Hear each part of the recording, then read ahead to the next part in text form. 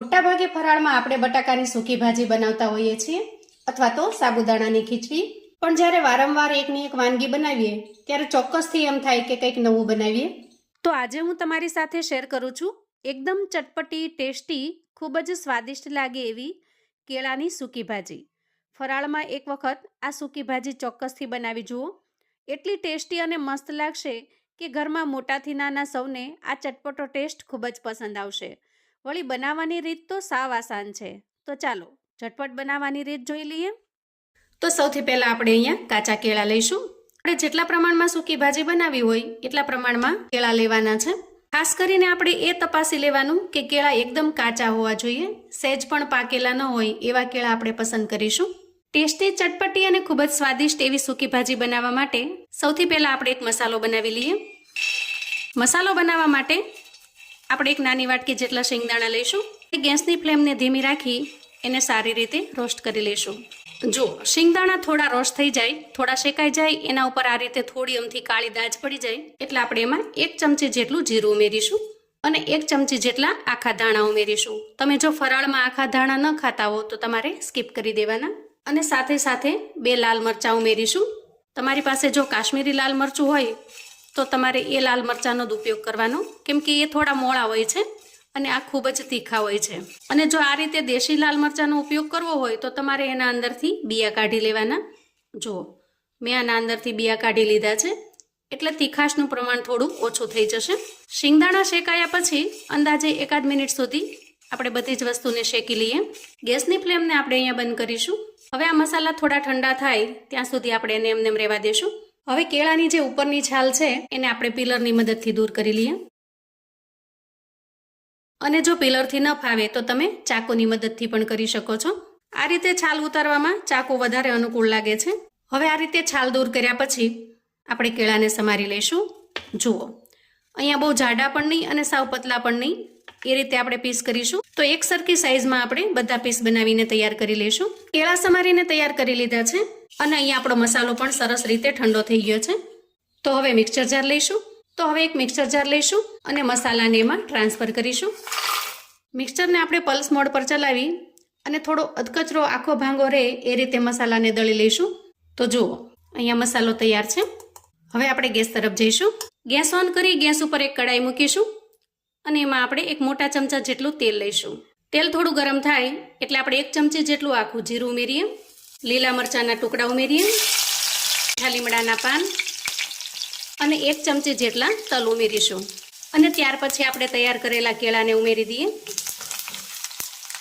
અને સારી રીતે મિક્સ કરી લઈશું.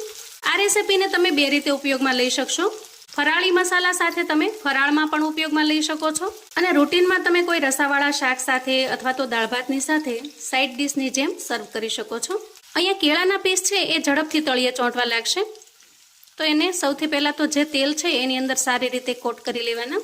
હવે ઉમેરીશું સ્વાદ પ્રમાણે મીઠું અને 5 ચમચી જેટલી હળદર ઉમેરીશું અને સારી રીતે મિક્સ કરી લઈશું. કેળાના પીસ છે એ ઝડપથી ચોંટવા લાગે છે એટલે થોડી વારે આપણે એને ચલાવતું રહેવાનું છે. ખાસ કરીને તમારે કોઈ જાડા તળિયાની કડાઈ પસંદ કરવાની, જેથી તળિયે ચોંટવાનો પ્રશ્ન ઓછો બને. તો અહીંયા બધા જ મસાલા ખૂબ સારી રીતે મિક્સ થઈ ગયા છે. ટોટલ પ્રિપેર થતાં 4 મિનિટ જેટલો સમય લાગે છે. અંદાજે અત્યારે 2 મિનિટ જેટલો સમય થયો છે અને હવે 2 મિનિટની અંદર જ આપણી સૂકી ભાજી બનીને તૈયાર થશે. ગેસની ફ્લેમને આપણે સાવ ધીમી રાખવાની છે અને થોડીવાર લીડ ઢાંકી સારી રીતે પાકી જવા દઈએ, અંદાજે 1 મિનિટ સુધી. હવે ઢાંકણ ખોલીને ચેક કરી લઈએ. તો જુઓ અહીંયા કેળા છે એ લગભગ 80% જેવા ચડી ગયા છે. આ રીતે સ્પેચ્યુલાની મદદથી આપણે ચેક કરી લઈએ. અહીંયા તમે ચાકુ અથવા તો સ્પેચ્યુલાની મદદથી ચેક કરી શકો છો. જુઓ આ રીતે સરસ રીતે ભાંગી જાય છે. હવે ઉમેરીશું લાલ મરચું પાવડર. જેટલું સ્પાઇસી બનાવવું હોય એ પ્રમાણમાં લાલ મરચું ઉમેરીશું અને સારી રીતે મિક્સ કરી લઈશું. અને ત્યાર પછી આપણે એના માટે જે સ્પેશિયલ મસાલો બનાવ્યો છે એ ઉમેરી દઈએ. અંદાજે 3 થી 4 ચમચી જેટલો મસાલો ઉમેરી દેવાનો અને સારી રીતે મિક્સ કરી લઈએ. આ મસાલાને બનાવી અને તમે લાંબા સમય સુધી સ્ટોર કરીને પણ રાખી શકો છો. તો જ્યારે પણ તમારે આ રીતે કેળાની સૂકી ભાજી બનાવવી હોય અથવા તો બટેકાની સૂકી ભાજી બનાવવી હોય એમાં તમે આ મસાલો ઉમેરી શકો છો. ખૂબ જ ટેસ્ટી લાગે છે. હું મસાલો સારી રીતે મિક્સ કરી લીધો છે. ફરી આપણે અડધી મિનિટ સુધી એને ઢાંકી દઈશું. હવે આપણે ચેક કરી લઈએ. જુઓ, મસાલો એકદમ સરસ રીતે મિક્સ થઈ ગયો છે અને કેળા પણ ખૂબ સરસ રીતે ચડી ગયા છે. જુઓ, આના પરથી તમને ખ્યાલ આવી જશે કે ખૂબ સરસ રીતે કેળા પાકી ગયા છે. હવે આમાં એકદમ સરસ ચટપટો ટેસ્ટ લાવવા માટે હું 1 ચમચી જેટલો આમચૂર પાવડર ઉમેરું છું. તમે આ ડીશને જો ફરાળ માટે ન બનાવો અને સાઇડ ડીશ તરીકે સર્વ કરવા માંગતા હો તો તમે અહીંયા ચાટ મસાલો પણ ઉમેરી શકો છો. અડધા લીંબુનો રસ પણ ઉમેરી શકાય અથવા તો નાનું મીડિયમ સાઇઝનું ટમેટું પણ ઉમેરી શકાય. ખાસ કરીને લીંબુનો રસ અને આમચૂર પાવડર છે એનો ટેસ્ટ આમાં તમને ખૂબ જ સરસ લાગશે. એકદમ ચટપટી આ સૂકી ભાજી ખાવાની ખૂબ જ મજા પડે એવી ટેસ્ટી બને છે. અને વળી કેળાની મીઠાશ હોય સાથે સાથે થોડી ખટાશ પડે એટલે ટેસ્ટ એકદમ સરસ જબરદસ્ત બને છે.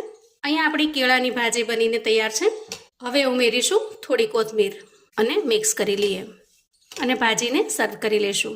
તો જુઓ, અહીંયા આપણી ટેસ્ટી ચટપટી અને ખૂબ જ સ્વાદિષ્ટ એવી કેળાની સૂકી ભાજી બનીને તૈયાર છે. ખરેખર એટલી ટેસ્ટી બને છે મિત્રો કે જો એક વખત બનાવશો ને તો આ સૂકી ભાજીનો ટેસ્ટ તમને હંમેશા યાદ રહેશે. તો ખાસ કરીને નવરાત્રિમાં ઉપવાસની અંદર તમે આ સૂકી ભાજી બનાવીને તૈયાર કરજો અને ફીડબેક મારી સાથે શેર કરજો કે તમને આ રીતે બનાવેલી સૂકી ભાજીની રેસિપી કેવી લાગી છે. અને ગેરંટી છે મિત્રો, 100% આ રીત તમને ખૂબ જ પસંદ આવશે. આવું અવનવું જાણવા માટે અને મને સપોર્ટ કરવા માટે ચેનલ પર જો તમે નવા છો તો પ્લીઝ ચેનલને સબસ્ક્રાઇબ કરો. વિડીયો ગમે તો લાઈક અને શેર કરો. તમારા સગા સંબંધી મિત્રોને પણ આપણી આજની એકદમ ટેસ્ટી અને ચટપટી એવી કેળાની સૂકી ભાજીની રેસિપી ચોક્કસથી મોકલી આપજો, જેથી એ લોકો પણ બનાવીને તૈયાર કરી શકે, એન્જોય કરી શકે અને એના પરિવારને પીરસી શકે. કોમેન્ટમાં મને ચોક્કસથી જણાવજો મિત્રો કે આજની એકદમ ચટપટી એવી કેળાની આ રેસિપી તમને કેવી લાગી છે. ફરી મળીશું એક નવી રેસિપી સાથે. ત્યાં સુધી આવજો મિત્રો.